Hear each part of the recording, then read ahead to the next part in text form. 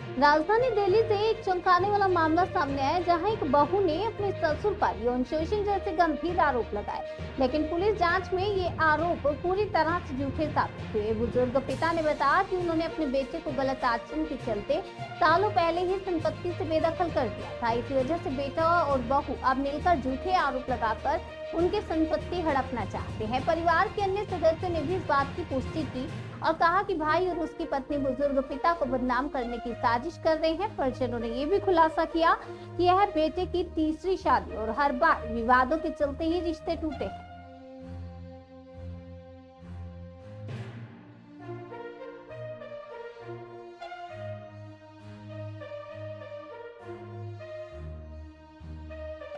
जी, क्या घटना घटी आपके साथ? मेरे साथ घटना घटी है। मेरा छोटा एक बेटा है जो मैं 2016 से उसको निष्कासित कर चुका हूँ। क्या नाम है उसका? उसका नाम है अनिल। और वो उसके बाद लड़ाई झगड़ा बहुत शांत हो गया, उसकी माँ खत्म हो गई। उसके बाद उसको हमारी लड़की है ये बड़ी वाली, इसने रखवा दिया कि ये मारा मारा घूम रहा है, रख दिया। उसके बाद इसने ये अकेले कुछ नहीं कर पा रहा था, तो ये किसी लड़की को फंसा के झूठ बोल के उसको भगा के ले आया। अब वो इसके साथ इसको पूरा सहयोग करती है और इसने फिर बोला कि हमारे को मकान हमारे नाम कर दो, तो हमने मकान नाम करने से मना कर दिया। तब इसने मुझे एक दिन रात को गाली दे रहा था यहाँ गली में, तो जब मैं बाहर निकला तो इसने मेरा गलुमान पकड़ के और गली में मारा। और यहाँ पूरा मोहल्ला खड़ा हुआ था और ये हमारे साथ खड़े हुए हैं। ये ऊपर से उतर के आए, तब तक ये इन्होंने आगे बचाया। फिर तो जब पुलिस वालों को मैंने बुलाया, पुलिस वालों ने कोई कार्रवाई नहीं करी इस पे और फैमिली मैटर बता के वो चले गए। मैं सुबह थाने गया और थाने में जब मैंने कंप्लेंट की तो भी कुछ नहीं हुआ। फिर दूसरे दिन इसने अपने घरवाली से मुझे एलिगेशन लगवा दिया कि मेरे साथ इन्होंने छेड़खानी की है। पुलिस वालों ने मुझे वहां पर बिठा लिया। उसके बाद मैंने पुलिस वालों से बहुत मिन्नत की और इसके पास कोई एलिगेशन ना होने की वजह से पुलिस वालों ने मुझे मतलब जो ना घर आने दिया। और फिर हम घर आए तो इसके बाद इसने हफ्ते बाद फिर मुझे मारा और उसका सबूत कैमरे लगे हुए हमारे घर पे। और ये आए दिन झगड़ा कर रहा है। जब हमारे पास कोई मिलने आता हमारी लड़की तो लड़की को मारते हैं। हमारा पोता यहाँ 15 साल का है, वो हमारी रात को सोता है सेफ्टी के लिए, तो उसको भी गालियां देते हैं ये। और इसकी घरवाली इतनी बदतमीज है कि वो जो है इससे भी कई गुना आगे। और बाद में फिर जब वो उसमें प्रेशर आता है तो फिर वो मुकर जाती है। इसका पति जो है अनिल शर्मा, वो बहुत ज्यादा बिगड़ा हुआ है। दुनिया में उससे ज्यादा खराब कोई बच्चा हो नहीं सकता है। मैं अपनी प्रॉपर्टी अपनी सेफ्टी के लिए रखा है, अपने खाने पीने को रखा है। मैं प्रॉपर्टी छोड़ के घर से कैसे भाग जाऊं? दूसरी बात यह है कि मैं घर से क्यों भाग जाऊं? और मैंने पैदा करके प्रॉपर्टी अपनी बनाई है, मैं इसके नाम क्यों कर दूं? मेरे बच्चे 2 लड़के हैं, 2 लड़कियां हैं। मैं दूंगा तो अपने 2 लड़कों को दूंगा, इसको कौन दूंगा जबरदस्ती?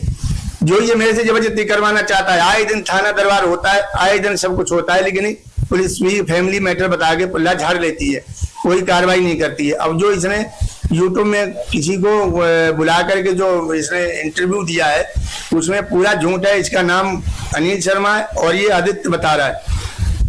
आदित्य बता के लड़की को पटा के लाया ये, और उसको झूठ बोला कि मैं अकेला इकलौता हूँ और ये सारी प्रॉपर्टी मेरी है। उस पर्पज से ये मेरे नाम मेरे नाम मतलब अपने नाम करवाना चाहता है और मैं इसके नाम नहीं कर रहा हूँ। इसलिए मुझे ये बंद करवाने के चक्कर में ये झूठ मेरे से बोल रहा है।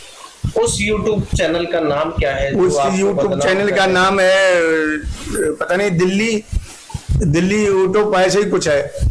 उसमें लाइव चल रहा है, झूठ दिखाया जा रहा है। जबकि अगर उन्हें कोई शक था तो मेरे से बयान लेते, मैं बताता उनको कि असलियत क्या है। लेकिन वो चलाए जा रहे हैं और मुझे बदनाम कर रहे हैं, मेरे कैरियर खराब कर दिया। मैं छोटा मोटा ठेकेदारी का मेरा काम है और कॉलोनी में मेरे पास जो है प्रॉपर्टी का काम भी करता हूं मैं, तो मेरा यहाँ कैरियर खराब कर दिया और ये मुझे बदनाम करता है। तो इसके खिलाफ कोई ना कोई कार्रवाई जरूर होनी चाहिए। अब कोर्ट में मैटर चल रहा है, रोज झगड़ा यहाँ कर रहा है और कोर्ट में जज बोलता है कि अपना वकील ला, तो वकील कहता है मेरे पास पैसे नहीं है।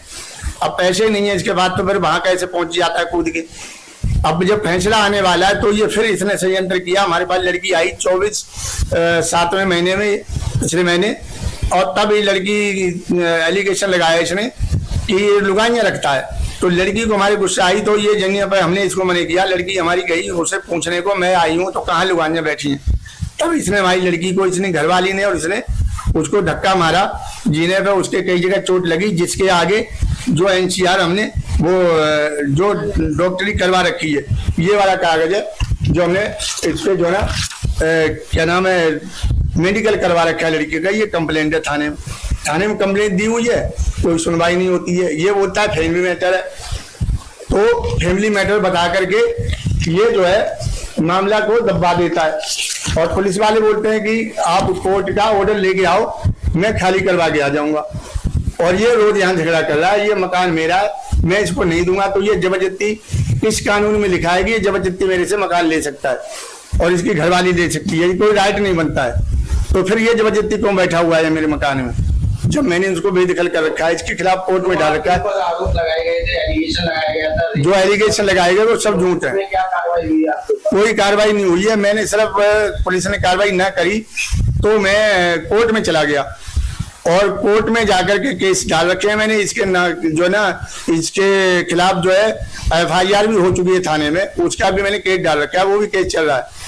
और लेकिन इसको सुनवाई कुछ हो नहीं रही है। आपको जान का खतरा भी है? जान का खतरा बहुत ज्यादा है। इसने मेरा गला दबाया था और मारा था, जो कि मेरे पास वीडियो है, वीडियो उपस्थित करा दिए मैंने।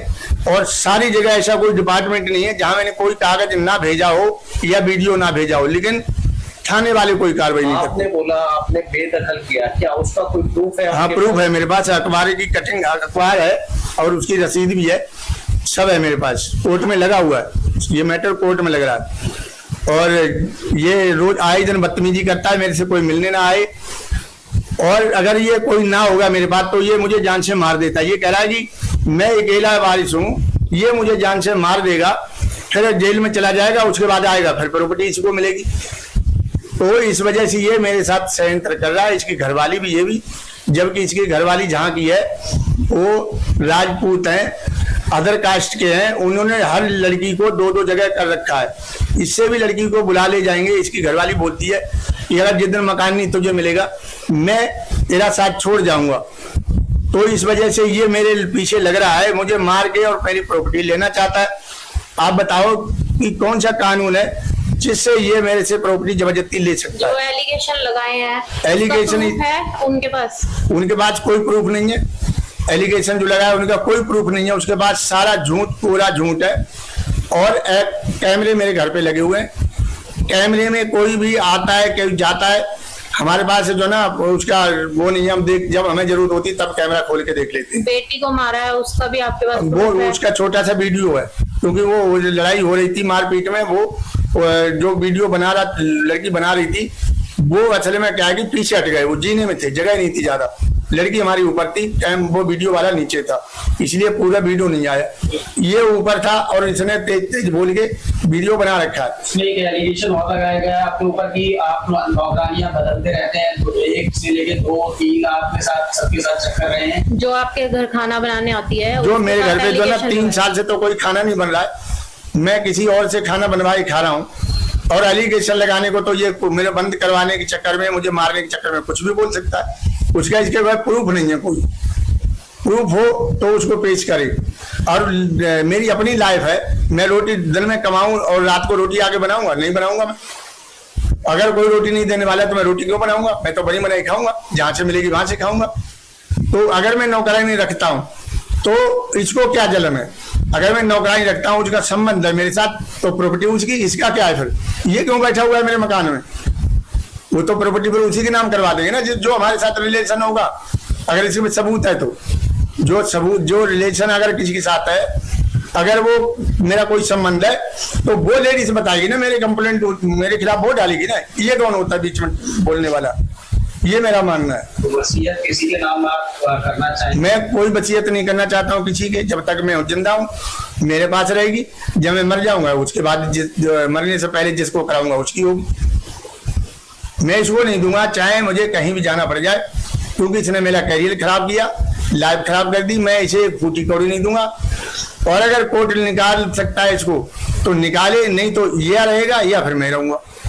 ये भी मेरा वो है। मैं 3 साल हो चुके हैं और मैं बैठा हूँ कानून के सहारे। क्योंकि कोर्ट और पुलिस कुछ भी नहीं करता है। कोर्ट 20 साल लगाएगा, मेरी जिंदगी 20 साल बची नहीं है, तो मैं 20 साल कैसे लड़ पाऊंगा? अगर कोर्ट 20 साल लड़े मेरा तो मकान बिक जाएगा। तो इसमें कानून में होना चाहिए ना, 1-2 साल में फैसला है। जिसकी उम्र 60 साल है, 60 साल की उम्र है, तो वो 20 साल कैसे पेश लड़ेगा? कहाँ से लाएगा पैसा? मैं तो कमाता नहीं हूँ, मैं तो घर पे रहता हूँ, तो फिर वो पैसा कहाँ से आएगा? कोर्ट वाले सुनते नहीं है, तारीख पे तारीख देते रहते हैं। ये मेरा कहना है। बाकी मैं इसको कोई प्रॉपर्टी नहीं देना चाहता हूँ। मेरा घर जल्दी जल्दी खाली कराया जाए। जो भी कानून का जानकार है वो मेरा सहयोग करे और मेरे से संपर्क करे। मेरा नंबर है 9210 11 76 10।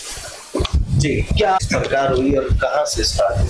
हाँ जी, मैं ना पापा का फोन आया था। पापा की तबीयत बहुत खराब थी, तो मैं पापा को देखने आई थी शाम के टाइम आऊंगी, देख के चली जाऊंगी। फिर मैं नीचे बैठी हुई थी, मेरे साथ मेरे बेटी भी आई हुई थी और ऊपर रहते उनकी बेटी, वो भी बैठे थे।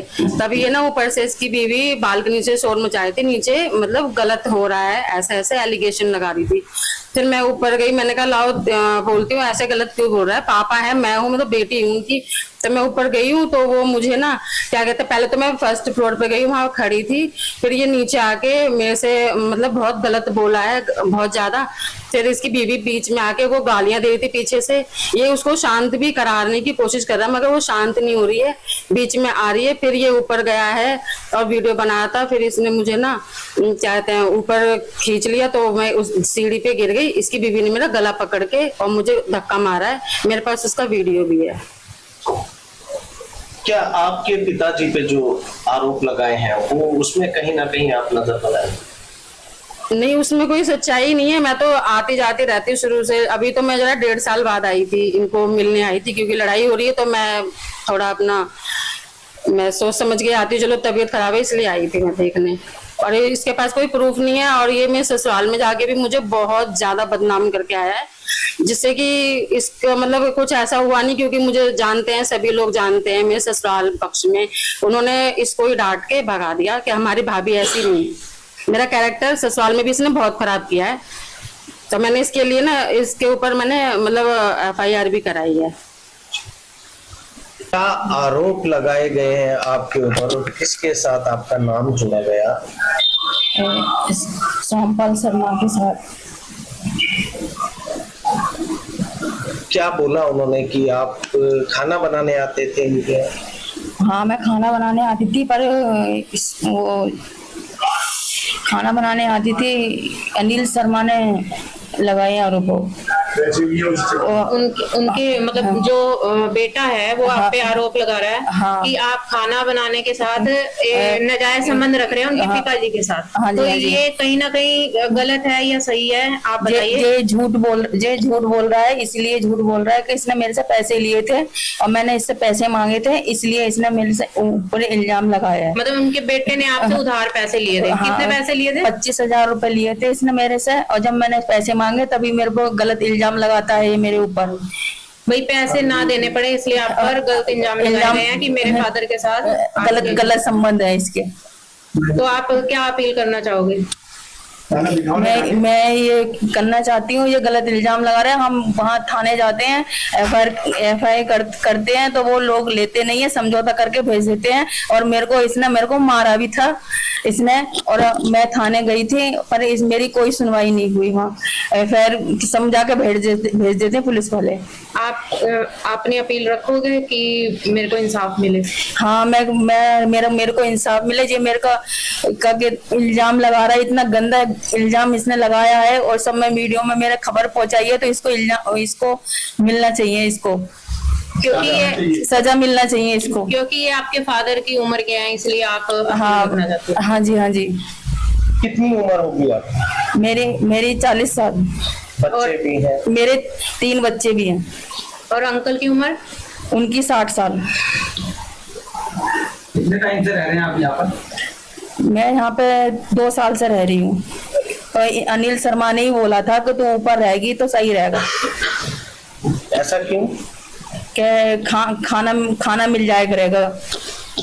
क्या कोई प्रूफ है आपके पास पैसों के लेन देन का? हाँ मेरे पास प्रूफ है। मैंने इसको जब पैसे दिए थे, जब मैंने इसको पैसे दिए थे तो मैंने इससे लिखवा लिया था कि जो कि मुझे लग रहा था ये चाल करेगा मेरे साथ में, तो मैंने इससे लिखवा लिया था कि इस पर लिख दे, मैंने 25,000 रुपये दिए हैं। तो बोले ठीक है, तो इसने लिख दिया था। पिता के बेटे हैं हमारे साथ, आपका नाम? सुनील शर्मा। ये बड़े बेटे हैं, ये बताना चाहेंगे कि इनके छोटे भाई ने अपने फादर के साथ कितनी बदतमीजी करी, तो आप बताइए। मेरे पापा अकेले रहते थे, तो ये पापा के साथ में ही घर पे रहता था। और एक दिन इसने पापा के ऊपर दबाव बनाया मकान अपने नाम कराने के लिए। तो उन्होंने इनकार कर दिया कि मैं अपना जो मकान है वो मेरे बुढ़ापे के लिए है, मैं किसी के अपने जीवित में उस मकान को किसी के नाम नहीं करूँगा। तो इसने अपनी वाइफ के साथ में एक सेनेटर बनाया और इसके साथ में इसके जो ससुराल वाले थे उसने पूरा सहयोग किया इसका। और इन्होंने मेरे पापा के खिलाफ एक गलत रिपोर्ट थाने में दर्ज करवाई, तिमारपुर थाने के अंदर, जिसमें ये लिखा हुआ था कि अनिल शर्मा की जो वाइफ है उसके जो बयान थे उसमें ये था कि मेरे ससुर ने मेरे साथ रेप किया। उसका कोई प्रमाण साबित नहीं हुआ। मेरे पापा ने तुरंत मेरे पास फ़ोन किया, मेरी और बहनें थी, सब रिश्तेदार वगैरह थे, सबके पास फ़ोन करके उन्होंने सबको वहाँ बुलाया। सब लोग वहाँ मौके पर पहुँचे। पहुँचने के बाद पुलिस प्रशासन से हमारी बातचीत हुई और कोई सबूत ना मिलने के कारण मेरे पापा को वहाँ से छोड़ दिया गया। उसके बाद मेरे पापा घर पे आ गए थे और ये 3rd फ्लोर पे इसी मकान में ऊपर रहता है। मकान ये 25 गज का है। अब इसने एक वीडियो में इसने बोला है कि मेरी वाइफ नीचे नहाने के लिए जाती है तो मेरे ससुर जो है वो उसको देखते हैं, यानी अपनी बहू को झांकते हैं। तो एक सोचने वाली बात है, जब तेरा 3rd फ्लोर पे फ्लोर है, उसमें एक बाथरूम भी है, तो तेरी जो घरवाली है वो नीचे, जो तेरी सास नहीं है, ससुर अकेले हैं नीचे, और एक कमरा है जिसमें एक छोटा सा बाथरूम है, उसमें नहाने की क्या आवश्यकता थी। यानी ये तमाम जो भी आरोप मेरे पापा पे, मेरे पे या मेरे परिवार के किसी सदस्य के ऊपर इन्होंने लगाई हैं, सारे झूठे हैं। अगर वो इस चीज को साबित कर सकता है तो प्रमाण सहित साबित करे।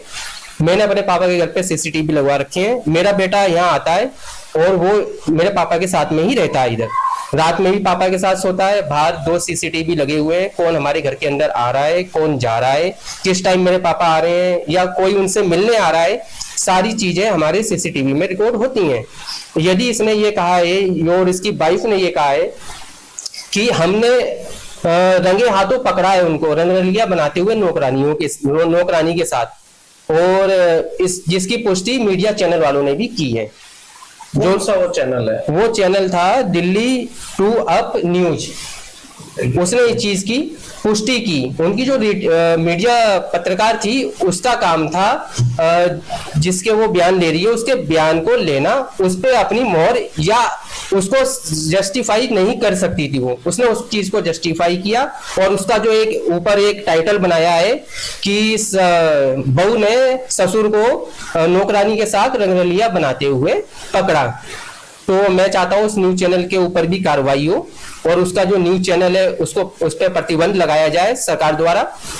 और इसने जो आरोप लगाए हैं, जब इसने पकड़ा है तो मेरे 2 CCTV नीचे लगे हुए हैं, कौन आ रहा है कौन जा रहा है सारी पुष्टि है। ये उस चीज का समय बताए कि किस समय वो महिला हमारे घर के अगर गेट गली में भी आई होगी ना तो वो भी फोटो उसमें आया होगा। ये टाइमिंग और डेट बताए, मैं अपने CCTV सबके सामने चेक करवा दूंगा। अगर ये उसमें दोषी पाया जाता है, ठीक है, अगर मेरे पापा दोषी पाए जाते हैं तो उन पर कार्रवाई हो। यदि इसने झूठे आरोप लगाए हैं तो तत्काल मकान से इसको निकाला जाए ताकि मेरे पापा के ऊपर ये बार बार अत्याचार ना कर पाए। और जैसे अब मैं कहीं बाहर चला जाऊं 1-2 दिन के लिए तो ये उसी समय इनके साथ मारपीटाई करता है और इनको मारता है। मैं इस कारण से कहीं आ भी नहीं पाता, ज्यादातर मैं घर पे ही रहता हूँ और घर के आसपास में ही रहता हूँ कि मेरे पापा पे कोई हाथ लगा ना पाए। इसने कई बार इनको घेरने के लिए लड़के लगाए हैं, गली के बाहर खड़े करे हैं।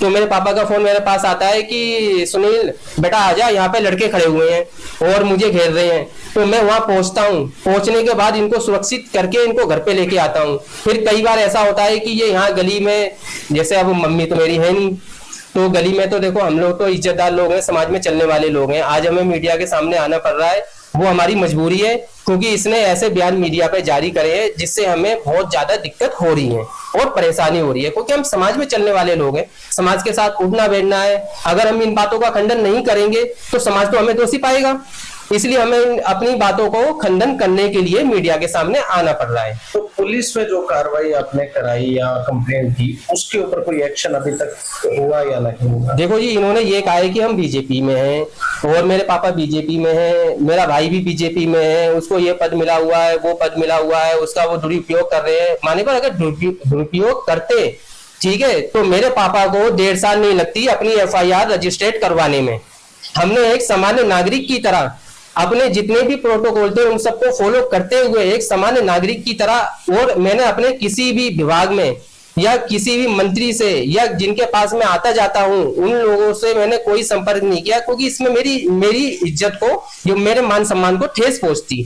मैंने उन लोगों को सूचित नहीं किया। एक जो कानूनी प्रतिक्रिया होती है, उस कानूनी प्रतिक्रिया के हिसाब से हमने अपनी शिकायत हर मंच पे रखी, जिसमें हमने तिमारपुर थाने में भी रखी, माननीय नरेंद्र मोदी जी की जो शिकायत मंच है वहां भी रखी, उपायुक्त पुलिस के पास भी रखी, दिल्ली के CM है उनके पास भी रखी, और LG साहब के पास भी लिखित में कंप्लेन गई कि 60 साल की उम्र। अब इसने एक दूसरी चीज और इसने बोला है कि मेरे पापा की जो उम्र है वो 45 से 40 साल के 40, 45 या 50 साल के आसपास है, जो इसने वीडियो में साफ बोला है। इसको ये नहीं मालूम है कि मेरे पापा की उम्र कितनी है।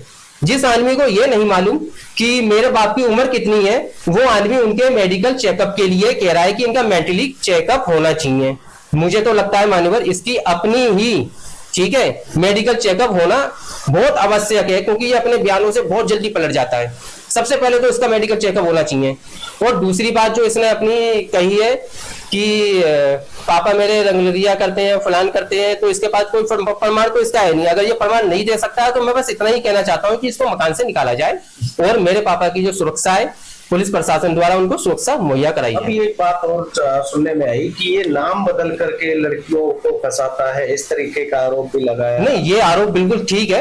मैं आपको बताता हूँ, इसने अपना नाम ज्यादातर लोगों को अनिल, वैसे हम तो अनिल के नाम से जानते हैं, इसने आदित्य नाम बताया है। पता नहीं क्या क्या नाम इसने अपने अलग अलग बताए हैं। सबसे पहले इसके जो किसी लड़की से अवैध संबंध थे, वो गुड़गांव के पास में कहीं रहती थी, उसका एक बच्चा था। तो ये बात उस समय की है जब मेरी माँ जीवित थी, मम्मी जीवित थी। तो उसकी एक लड़की भी थी 4-5 साल की। तो मम्मी ने कैसे जैसे करके उससे इसको अलग करवाया, छुड़वाया, क्योंकि हम समाज में बैठने वाले लोग थे, वहां पे काफी समाज हमारा ज्यादा बड़ा था। तो उस बात को हो गई होगी आज तकरीबन 2009 के आसपास की बात है ये। उस समय ये डिलीवरी बॉय का उस समय भी काम करता था। उसके बाद फिर इसने अपने फेसबुक पे कोई आदित्य शर्मा के नाम से कर लिया, ताकि परिवार वालों को कुछ पता न लगे और इसकी पहचान छुप जाए। तो आदित्य शर्मा के नाम से इसने गुजरात में लड़की रहती थी, उसको इसने पटा लिया। वो लड़की इसके पीछे यहाँ आ गई। इसने बताया कि मेरा मकान है, वीडियो कॉलिंग करके उसको दिखाया था कि ये मेरा मकान है, मैं इकलौता वारिस हूँ। तो वो लड़की बहकावे में आके इधर आई। इसने उसके साथ कोर्ट मैरिज की 30 हजारी कोर्ट में। 30 हजारी कोर्ट में कोर्ट मैरिज करके ये 15-16 दिन मकान के अंदर इसमें रहे। उसके बाद उस समय मेरी मम्मी की दोनों किडनियां खराब थी और उनका डायलिसिस हर तीसरे दिन होता था। मम्मी की तिजोरी से सारा माल जेवर लेकर ये बेच के, और जो मेरे पापा ने अपने नाम से बाइक लेके इसको दे रखी थी, पल्सर 125 सीसी की बाइक, वो इसको खरीद के नहीं दे रखी थी, वो इसने किसी को बेच दी। बेच के सारा पैसा लेके बीमार माँ को लाचार अवस्था में घर पे छोड़ के ये उस लड़की के साथ गुजरात में 2 साल तक रहा। जब ये समय था 2017 के आसपास की बात मैं आपको बता रहा हूँ। उसके बाद मम्मी की हालत ज्यादा गंभीर थी, इलाज के लिए पैसा वैसा था नहीं, तो मेरे पापा ने किसी रिश्तेदार से मदद सहयोग नहीं दिया। उनके पास जो भी व्यवस्था थी अपनी थी, जो भी घर में सामान था उन्होंने बेच बाच के अपनी वाइफ का इलाज करवाया, पर उन्होंने बीमार अवस्था में नहीं छोड़ा, जैसे कि ये बोलता है। और दूसरी सबसे बड़ी बात है, जब वो पैसा खत्म हो गया इसका गुजरात से, फिर उस लड़की ने इसको छोड़ दिया। फिर ये वहां पे रोया।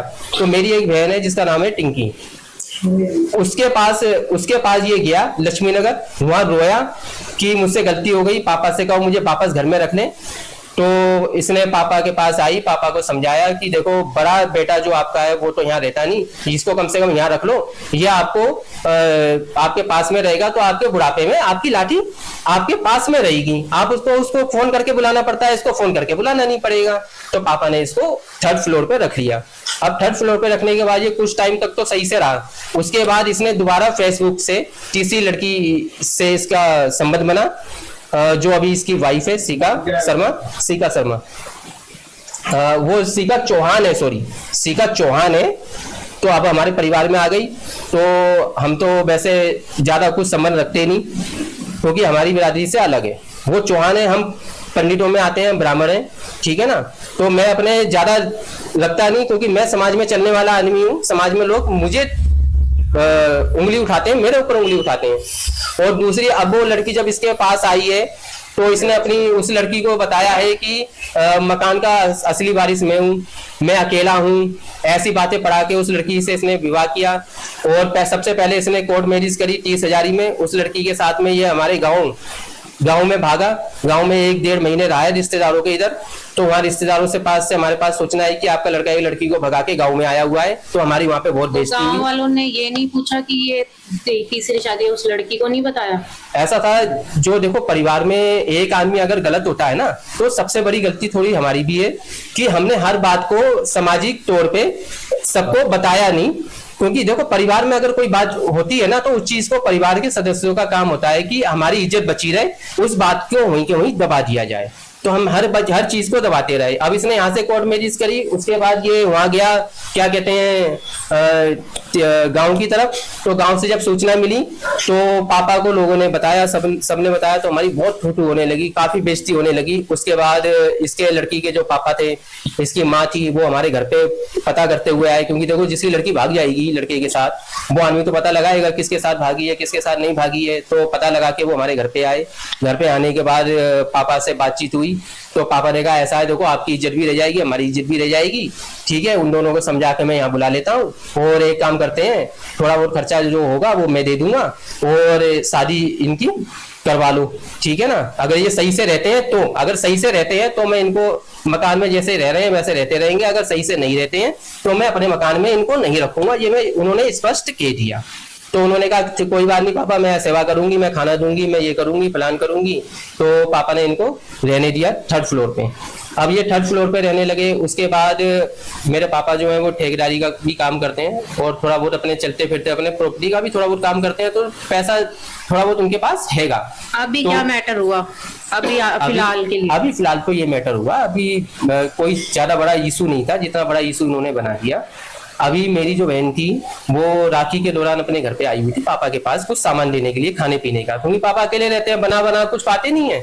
तो उसने कुछ मेवा कुछ बनाई थी पापा के लिए, तो वो लेके वो पापा को देने के लिए आई हुई थी और पापा से मिलने आएगी। क्योंकि 1.5 साल का लंबा समय हो गया था, वो घर पे आ नहीं पाई थी। तो जैसे उसको अब उसके बच्चे हैं, काफी बड़े हो चुके हैं, 22 साल के हैं। तो उस समस्या में वो नहीं आ पाई। अब 1.5 साल के बाद जब आई तो वो घर में पापा के साथ में अपने अंदर बैठी होगी। आप देख रहे हो ना, यही कमरा है छोटा सा, ठीक है ना। अब इस कमरे के अंदर ऊपर से इसकी वाइफ ने आवाज लगाई कि मेरा ससुर नीचे रंगरलिया बना रहा है, किसी लड़की को लेके आया है, किसी औरत को लेके आया है, वो नौकरानी है, नीचे नौकरानी है। जबकि उस समय यहाँ पे जो हमारे घर पे खाना बनाने जो लेडीज आती हैं वो उस समय यहाँ पे मौजूद तक नहीं थी। फिर जब ये बात जब रेनू को पता लगी, टिंकी को, ठीक है ना, शादी से पहले का नाम इसका टिंकी है और ससुराल का नाम इसका रेनू है। तो जब इसको ये बात पता लगी, अंदर तक आवाज आई, तो इसने गेट खोल के देखा कि ये कह रहा है कि ऊपर से नीचे रंडी आई है। तो इसने गली में खड़े होकर बोला कि तू किसको रंडी बोल दी है? तू भी क्या अपने पापा के साथ में क्या तू बैठती है तो तू रंडी हो जाती है क्या? इसने अपने ऐसे करके बातें करी। अब लेडीज की तो बातें आपको मालूम है जी। तो ये उसने कहा कि ऊपर आ, मैं तुझे ऊपर बताऊंगा। इसने अनिल ने कहा। तो ये जीने पे ऊपर चढ़ गई। जब जीने पे ऊपर चढ़ी कि मेरे पापा का मकान है, जितना तेरा उतना मेरा है, ठीक है ना। तो तू कैसे बोल सकता है कि तू ऊपर आ, या ऊपर नहीं आएगी तू नीचे नहीं जाएगी? ये अपने जीने पे इसने 4 कदम जीने पे बढ़ाए। तो इसकी वाइफ और ये दोनों जने पहले तो इसको टिंकी को मारा है। मारने के बाद अनिल ने वीडियो बनाई है और अपनी वाइफ को नीचे गिरा के और ये सारा ड्रामा उसने बनाया ताकि इसको बंद करवा सके और इसका यहाँ पे आना जाना बंद हो जाए। आना जाना बंद होने से मतलब क्या है? आना जाना मेरा बंद हो जाएगा और इसका बंद हो जाएगा, सबका आना जाना बंद हो जाएगा, ये रह जाएगा ये अकेला। फिर ये पापा के साथ में कुछ भी करे, चाहे इनको मार दे, चाहे पीट दे, चाहे कुछ भी करे। पुलिस वाले आएंगे, पुलिस वाले क्या है, पुलिस वालों को ये नजर आता है ये फैमिली मामला है, फैमिली मामले में हम कुछ नहीं करेंगे। एक 60 साल के बुजुर्ग आदमी को सरेआम घसीट के जानवरों की तरह गली में मारा गया, जिसके हमारे पास वीडियो तक है। उसके बाद भी पुलिस वालों ने कह दिया जी ये तो पारिवारिक मामला है, मजबूरन होकर हमें कोर्ट में जाना पड़ा। अब सारा मामला कोर्ट के अंदर चल रहा है। उसके बाद भी ये तरह तरह की वीडियो बना के और तरह तरह के न्यूज वालों को ये पता नहीं पैसे दिए होंगे, क्या दिए होंगे। भाई साहब ऐसे तो एक तरफा तो बयान चल नहीं जाता। कोई भी मीडिया वाला ये नहीं कह देगा कि मैंने इनका बयान दिया तो मैं इसकी पुष्टि करता हूं, या उसमें ऊपर मैं टाइटल बना दूं कोई जाकर कि हाँ ये तो बलात्कारी पुरुष है। मेरे पापा की जो छवि खराब हुई है उसकी भरपाई करेंगे और मैं उनके ऊपर सख्त कार्रवाई की मांग रखता हूं, जिसकी मैं सूचना प्रसारण विभाग और हमारी एनबीए जो है, जो मीडिया जितना भी डिपार्टमेंट मीडिया का जिसके नीचे आता है वहां पर, और जहां तक मिनिस्टरों के पास में होगी मैं वहां तक इस कंप्लेंट को लेके जाऊंगा, ताकि उस मीडिया चैनल वाले पे सख्त से सख्त कार्रवाई हो पाए। मैंने कल उस मीडिया कर्मचारी के पास फोन भी किया था और उस रिपोर्टर के पास भी किया था। मैंने कहा मान्यवर आपने एक तरफा बयान को आपने चला दिया, आपने पुष्टि की, आपको ये नहीं मालूम अनिल आदित्य का नाम अनिल है, आपको ये भी नहीं मालूम क्या मसला हुआ उसमें, आपको उसने क्या वीडियो दिखाई, आपके पास कोई एफिडेविट, कोई सबूत नहीं, कोई वो नहीं। हम सारे सबूत लेके बैठे हैं, सारे कागज लेके बैठे हैं, वीडियो हमारे पास है, सारी चीजें हम कैमरे पे दिखाने के लिए तैयार हैं, हम दिखा भी रहे हैं, लोगों को बता भी रहे हैं। उसके पास कोई ऐसा प्रमाण नहीं, तो आपने किस प्रमाण से अपने न्यूज चैनल पे इस रिपोर्ट को चलाया और उसकी आपने पुष्टि की? अभी दिल्ली पुलिस की तरफ से बुजुर्गों की सुरक्षा के लिए मुहिम चलती है, क्या उसके दौरान कोई आपने अपने पिताजी का जो आपने बताया 60 साल प्लस हैं, उनके लिए कोई फॉर्म भरा है? दिल्ली पुलिस के कोई बीट अफसर आए यहाँ पर, क्योंकि ये अकेले रहते हैं? देखिए सर, उपायुक्त पुलिस के पास में लेटर जा चुका है और हमें अपने संविधान पे, अपने कानून पे पूरा विश्वास है। संगठनों की सहायता लेकर धरना प्रदर्शन करना या अपनी इज्जत को बीच बाजार में उछालना और दुनिया भर की बातों को फैलाना एक कानूनी प्रतिक्रिया होती है, जिसका सभी लोग पालन करते हैं। राम मंदिर को बनने में इतना समय लग गया, पर एक प्रतिक्रिया होती है, कानूनी प्रतिक्रिया। कहते हैं धैर्य, जो ईमानदार आदमी होता है उसके अंदर हमेशा धैर्य होता है। हमारे अंदर ईमानदारी है और अपने संविधान, अपने कानून पे हमें पूरी निष्ठा से विश्वास है कि हमें इंसाफ मिलेगा। और मेरे पापा के साथ में जो गलत किया है तो इसको वो चीज भुगतनी पड़ेगी। अगर कानून प्रशासन द्वारा अगर हमें न्याय नहीं मिलता है तो देखो, जो आज हम अपने माँ बाप के साथ में कर रहे हैं वही चीज हमारे बच्चे देखते हैं। मेरा बेटा आता है, मेरा बेटा यहाँ पे देखता है कि मेरे पापा के साथ में क्या हुआ। इनको जब मारा गया था मेरे पापा को, तो इनका 6 महीने तक मेरे बेटे ने आके यहाँ पे ख्याल रखा था और 6 महीने तक इनका इलाज चला था। प्राइवेट इलाज कराया हमने, हमें मालूम है। मेरा बेटा आके घर पे मुझे बताता था कि आज पापा के पैर में दर्द हो रहा है, आज पापा इनकी छाती में यहाँ मुक्के मारे गए थे, रोड पे गिरा के ऐसे मारा था जैसे कोई किसी चोर को भी नहीं मारता होगा। आप वीडियो देखना, आपको सारी चीज वीडियो में नजर आएगी। यहाँ से लेके यहाँ तक इनका अंदर फ्रैक्चर हुआ था, जिसको हमने भाग भाग के इनका इलाज करवाया। इलाज करवा के अब ये थोड़े से स्वस्थ हुए, दोबारा इनके ऊपर हमला करने की कोशिश करी गई। मैं ये चाहता हूं अगर मेरे पापा को कुछ होता है, ठीक है, तो इसके ऊपर मर्डर केस की धाराएं लगें, क्योंकि ये जान से मार देगा इनको अगर इनको जल्दी इंसाफ नहीं मिला।